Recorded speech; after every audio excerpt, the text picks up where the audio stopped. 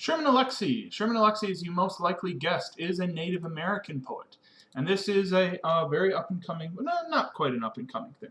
But as poetry has gained in prominence, it's become a much larger thing. People love to find out about many different subcultures, love to get an idea specifically of disadvantaged cultures that have not had a chance to express themselves as completely, say, as others.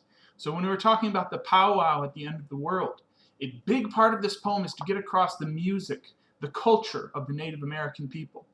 When she's talking about this after an Indian woman puts her shoulder to the Grand Coulee Dam and topples it, I am told by many of you that I must forgive, and so I shall. The floodwaters after the floodwaters burst each successive dam.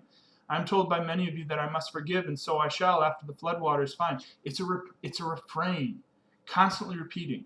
Everybody's telling her that she should forgive other peoples. And you get this. You get this. People are saying, why do we focus so much on history?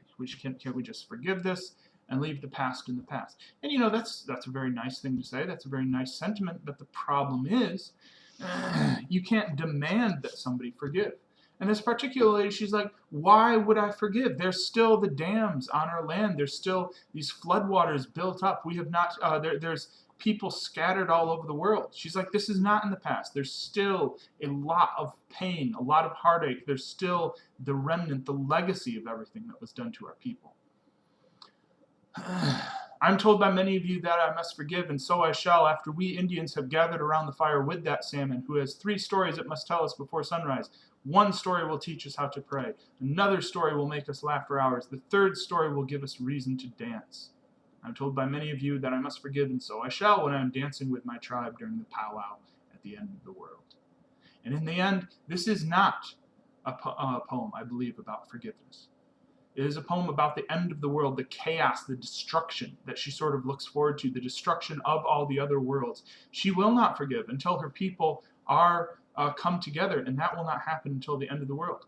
And this detail about the salmon telling 3 stories, this is giving you a sense of the music, of the lyricism, of the stories of the Native American people. This sort of thing is very common in fairy tales. They had 1 story, and then a 2nd story, and then a 3rd story. It always comes in 3s, fairy tales like this. And of course, Native American tales are strictly speaking not fairy tales, but they follow many of the same devices.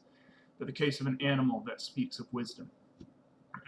So she is looking for the reawakening of Native American culture, and in many ways, she's looking for the destruction of the people that have caused, and all the different remnants, the signs of the pain that her people have been caused. And this is what she's looking for, and this is the powwow, the celebration that they will have when all the rest of the world will be destroyed.